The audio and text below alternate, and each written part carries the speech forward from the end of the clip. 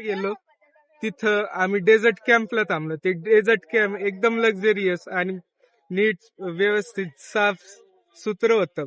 तिथं आम्ही jeep ride केली, कॅमेल राईड केली आणि वाळवंटात रात्री मस्त नजारे पाहिजे. त्यानंतर आम्ही तिसरा पॉइंट पुष्करला गेलो. तिथं ब्रह्माजींचं एकमेव मंदिर आहे जे की एकदम सुंदर व्यवस्थित त्यांनी नीट प्रिझर्व करून ठेवलेलं आहे.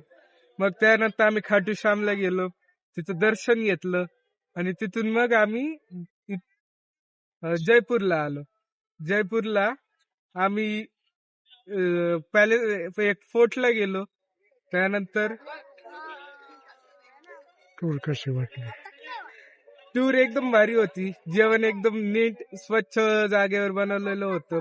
एकदम चवचवीत नीट सगळ्या भाज्या बिज्या चपाती आणि हॉटेल पण एकदम साफ चकित होतं. सगळं बेड पण नीट, सगळं जर का पाहिजे होतं तर एक्स्ट्रा बेड पण होतं तिथं.